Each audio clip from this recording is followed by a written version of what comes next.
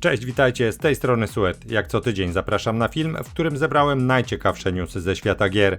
Znajdziecie tutaj wiadomości dotyczące najnowszych produkcji, informacje odnośnie rozszerzeń premier tygodnia, a także zapowiedzi zupełnie nowych tytułów. Zapraszam!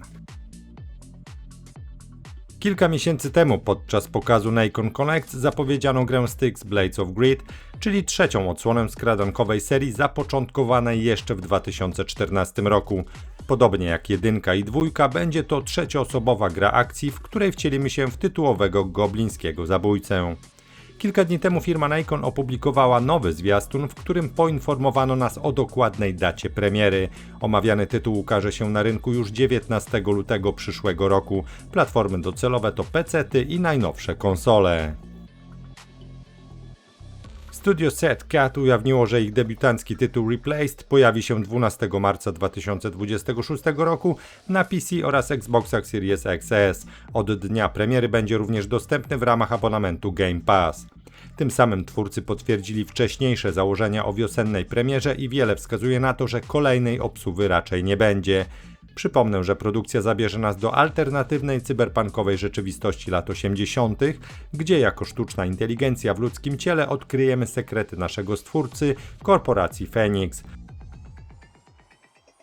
1 grudnia w zasadzie na każdej najważniejszej platformie sprzętowej zadebiutowała gra Marvel Cosmic Invasion.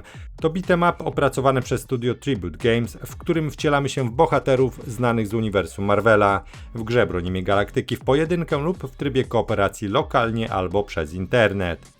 Gra zbiera bardzo dobre opinie od mediów branżowych. W agregatorze Metacritic średnia ocen publicystów wynosi 80 punktów na 100.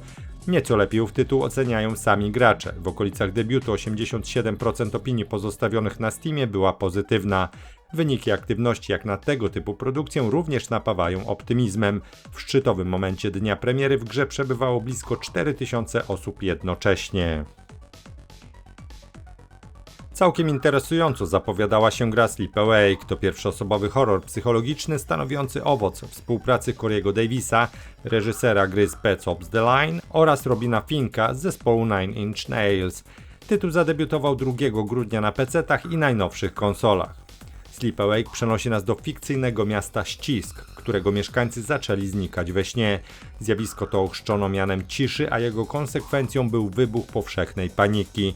Jedni zaczęli prowadzić na sobie niebezpieczne eksperymenty mające na celu uniemożliwienie im zaśnięcia, natomiast inni stali się wyznawcami kultów śmierci. Główną bohaterką gry jest Kacia, która trafiła w sam środek tego chaosu. Celem protagonistki jest ujście z życiem, rozprawienie się z koszmarami ze swojej przeszłości oraz pogodzenie się z utratą swojej rodziny. W okolicach premiery tytuł zbierał mieszane opinie na Steamie. Również wyniki aktywności nie napawają optymizmem. W szczytowym momencie dnia premiery na platformie Steam w grze przebywało jednocześnie niecałe 100 osób. She's Living to pierwszoosobowa gra grozy stworzona przez Blue Hat Studio. Tytuł zadebiutował 2 grudnia na PC-tach i najnowszych konsolach. Gracz wciela się w Charlesa Daltona, analityka kryminalnego specjalizującego się w analizie rozprysków krwi. Zostaje on wysłany do zaśnieżonego regionu Haywood, by wykorzystać swoje umiejętności w dochodzeniu dotyczącym serii tajemniczych zaginięć. Gra cieszy się skromnym zainteresowaniem. W okolicach premiery znalazłem tylko 2 opinie na Steamie, a rekord aktywności wyniósł 16 osób grających jednocześnie. Po 13 latach od pierwszej zapowiedzi na rynku zadebiutowała gra Routine.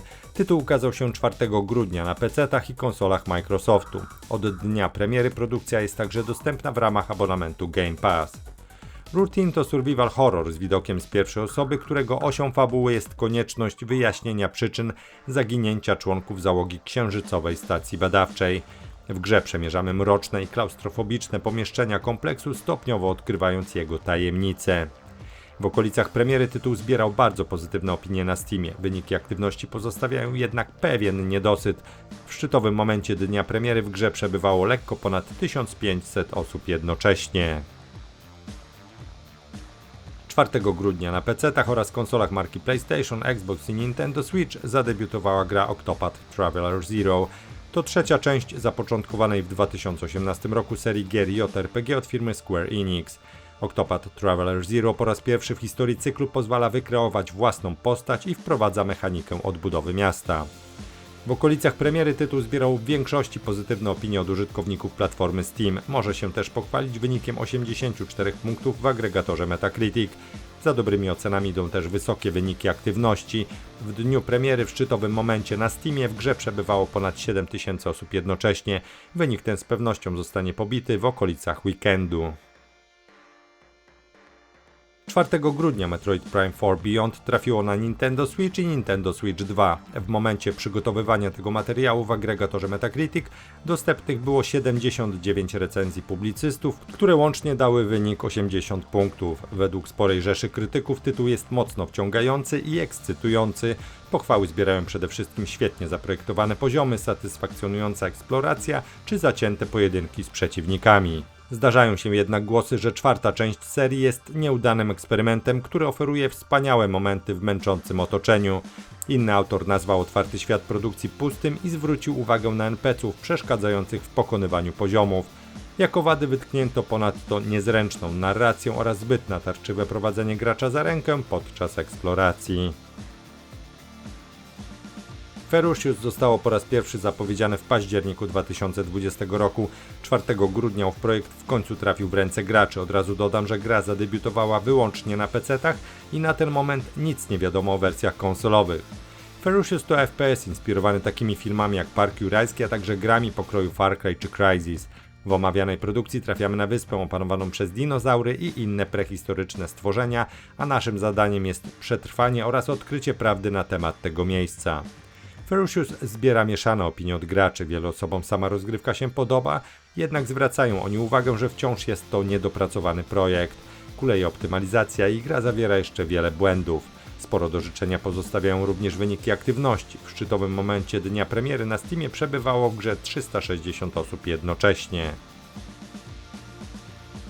5 grudnia wyłącznie na PC-tach zadebiutowała gra Hello Fear Mind Bridge.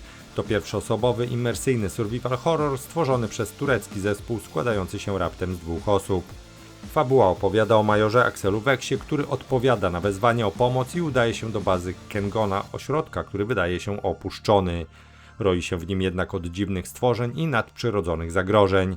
Przemierzając różne sektory bazy, gracz odkrywa tajemnice tego miejsca i walczy z bytami, które wypaczają zarówno umysł, jak i siły witalne. To, co zaczyna się jako śledztwo, szybko przeradza się w desperacką walkę o przetrwanie.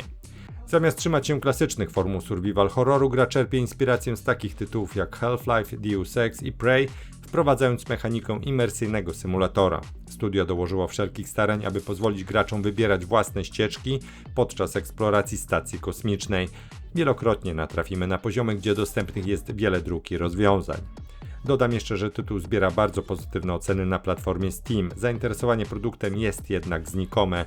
W szczytowym momencie dnia premiery w grze przebywały raptem 22 osoby jednocześnie. 2 grudnia na PC-tach oraz konsolach marki PlayStation i Xbox zadebiutowało rozszerzenie do gry Destiny 2 zatytułowane Renegaci. To inspirowany światem Star Wars, drugi rozdział sagi Przeznaczenia, której pierwszy rozdział otrzymaliśmy w lipcu tego roku pod postacią dodatku The Edge of Fate. W Destiny 2 Renegaci otrzymujemy przede wszystkim nową linię fabularną, tryb gry, misje, wyposażenie, loch oraz centrum społecznościowe. W okolicach premiery Renegaci zbierali mieszane opinie na Steamie. 2 grudnia do gry Tempest Rising trafiła obszerna aktualizacja zatytułowana Superior Firepower. Najważniejszą nowością jest super broń dostępna dla każdej frakcji. To narzędzie tworzy nowe scenariusze taktyczne, zwłaszcza wtedy, gdy sytuacja na mapie wymaga mocnego przełamania. Równolegle pojawia się globalna kolejka produkcji, która usprawnia zarządzanie jednostkami i budową infrastruktury, dzięki czemu możemy szybciej reagować na sytuację i lepiej kontrolować rozwój bazy. Wraz z omawianą aktualizacją ruszył test wieloosobowy frakcji Veti, w którym możemy sprawdzić długo wyczekiwaną trzecią stronę konfliktu charakteryzującą się pozaziemskim rodowodem. Test potrwa do 15 grudnia i obejmuje tryb sieciowy oraz tryb skirmish. Jakiś czas temu wspomniałem, że studio Grimlore Games przygotowuje sporą aktualizację do Titan Quest 2. Update Forge, Relics, Charms and Multiplayer jest już dostępny. Przynosi on ze sobą system ulepszania ekwipunku za pomocą amuletów i reliktów, mistrzostwo kuźni, tryb multiplayer oraz niemiecką lokalizację. Twórcy pracują również nad wprowadzeniem do gry języka francuskiego i chińskiego. Niestety na polskie tłumaczenie musimy jeszcze poczekać. Najnowszy update to jednak przede wszystkim nowe mistrzostwo kuźnia. Jest ono inspirowane Hefajstosem, bogiem rzemiosła, ognia i wynalazczości. Postacie korzystające z tej specjalizacji mają działać jak prawdziwi bosscy kowale, nie tylko wzmacniając broń i pancerz w trakcie walki, ale również stawiając na polu bitwy różne mechaniczne urządzenia bojowe. Poza tym kuźnia zapewni dostęp do zestawu defensywnych umiejętności, zwiększających pancerz, odporności czy pulę zdrowia. Produkcja wreszcie otrzymała też system ulepszania ekwipunku za pomocą amuletów i reliktów. Gracze znajdą je jako fragmenty, które już pojedynczo zapewnią premię do statystyk, natomiast po połączeniu 3 identycznych sztuk aktywowany zostanie dodatkowy efekt końcowy.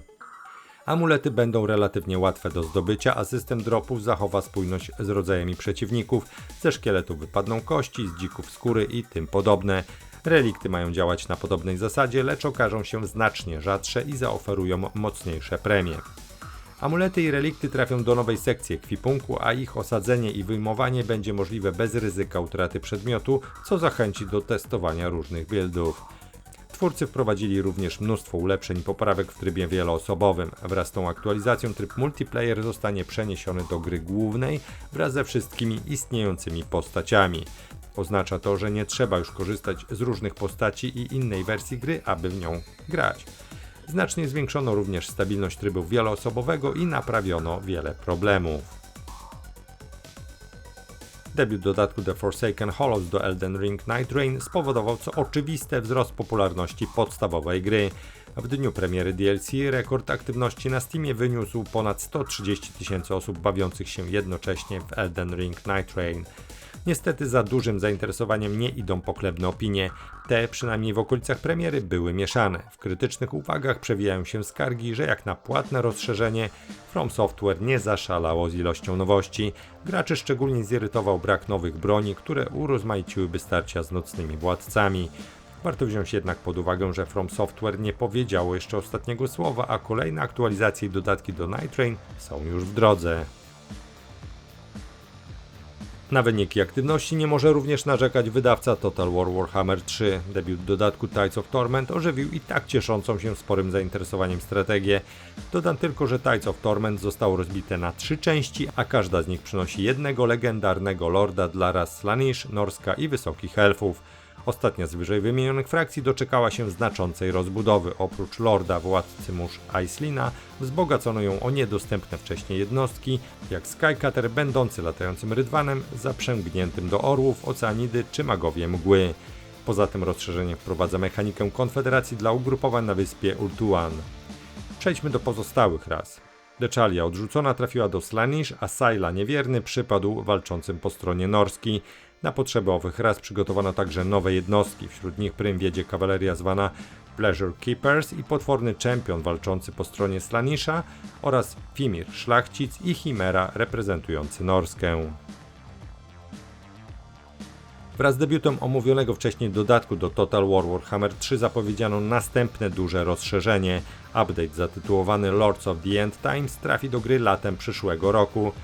Lords of the End Times skupi się na ostatecznej apokalipsie. Twórcy podkreślają, że nie będzie to tylko kolejna zwykła aktualizacja, a prawdziwy koniec świata dla wszystkich fanów serii. To przez wzgląd na Nagasha, który jest królem nieumarłych i powraca z jeszcze większą siłą, aby przejąć wszelkie istnienie. Oprócz niezwykle potężnego Nagasha do gry w ramach rozszerzenia trafi 3 dodatkowych ikonicznych lordów wraz z nowymi jednostkami i dewastującymi funkcjami. Główny antagonista Lords of the End Times będzie mógł przywołać wielkich przywódców z innych frakcji. W imię racji Nagasha pokierujemy takimi postaciami jak Arkan the Black czy Wallach Karkon. Dodatek wprowadzi przy tym nowe apokaliptyczne mapy oraz scenariusze końca, w ramach których decyzje gracza zaważą na losie świata, prowadząc do kulminacyjnych bitew z nieumarłymi.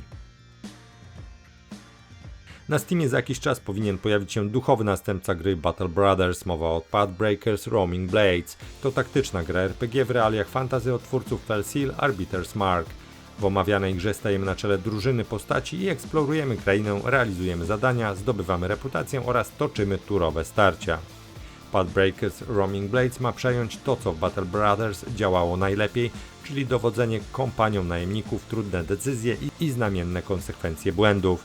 Klimat średniowiecznego najemniczego życia przeniesie nas na Stortost Isle, będącą niebezpieczną krainą pełną łupów, potworów i okazji do wzbogacenia się.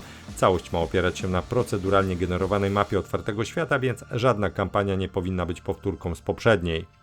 Gracze rozpoczną zabawę wybierając jedną z wielu historii początkowych lub tworząc własną postać. Kompania najemników będzie składać się z 8 klas, z których każda rozwinie się w 2 specjalizacje, a na polu bitwy da się wystawić do 8 jednostek.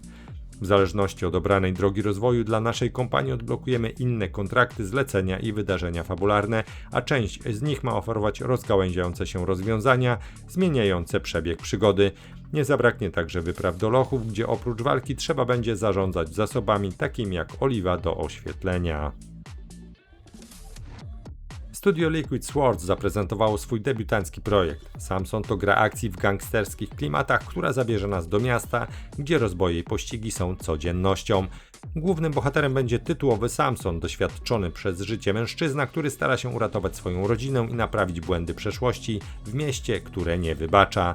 Żeby tego dokonać, protagonista będzie musiał ubrudzić sobie ręce. Twórcy obiecują bezlitosną i mocną historię bez zbędnych wypełniaczy.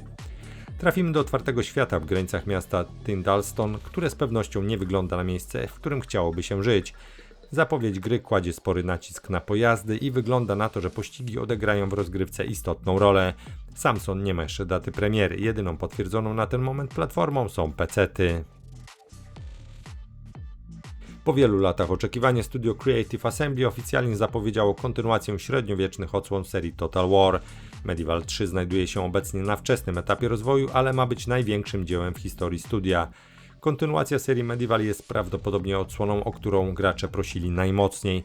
Z tego też powodu deweloperzy zamierzają uczynić z niej ukoronowanie ponad 2 dekad doświadczenia w tworzeniu gier z gatunku Grand Strategy. Ponieważ prace nad grą dopiero ruszają, to nie znamy zbyt wielu szczegółów, jednak celem twórców jest położenie nacisku na inne aspekty rozgrywki niż dotychczas.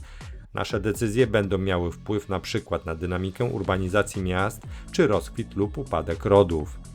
Jeśli chodzi o dostępny w grze okres historyczny, to najprawdopodobniej kampania gry zacznie się w środkowym średniowieczu i będzie trwała aż do okresu schyłkowego, ponieważ to właśnie w tych czasach wykształciły się najbardziej charakterystyczne elementy epoki: zamki, rycerze, krucjaty czy plagi. Gra najpewniej będzie działała na nowym silniku Warcore. Poza ogólnie wyższą jakością oprawy graficznej, nowa technologia będzie też korzystała z silnika fizyki Havok, co pozwoli dodać do gier dynamiczną destrukcję otoczenia, dającą bitwom nowy wymiar taktyczny.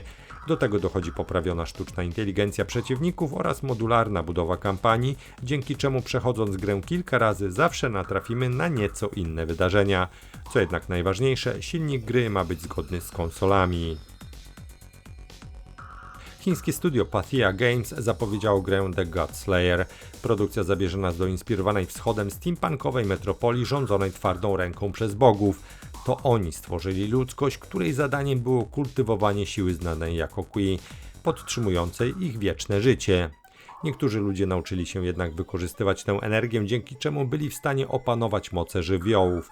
Oburzeni bogowie brutalnie podbili najsilniejsze królestwo w kraju, w wyniku czego zginęła rodzina głównego bohatera Chenga. Ten, przepełniony chęcią zemsty, wyrusza więc w podróż, by zgładzić tych, którzy go skrzywdzili. Produkcja zaoferuje eksplorację steampunkowej metropolii pełnej orientalnego klimatu, w której wyraźnie zauważalny będzie podział na bogatych i biednych. Duży nacisk położono także na walkę, gdzie kluczową rolę odegrały żywioły. Gracze będą je łączyć, by tworzyć potężne ataki i bronie, a także manipulować otoczeniem. Z kolei struktura misji pozwolić ma na realizowanie ich na wiele sposobów, np. poprzez swobodny atak, przekupywanie strażników albo odwracanie ich uwagi. The Godslayer zmierza na PC oraz najnowsze konsole. Premiera gry zaplanowana jest na 2027 rok. I to tyle na dziś. Pozostaje jeszcze zaprosić na kanał, na którym znajdziecie mnóstwo informacji ze świata gier. Zachęcam do subskrypcji, dzięki czemu zawsze będziecie na bieżąco. A teraz żegnam się z Wami gorąco. Do zobaczenia, do usłyszenia. Cześć!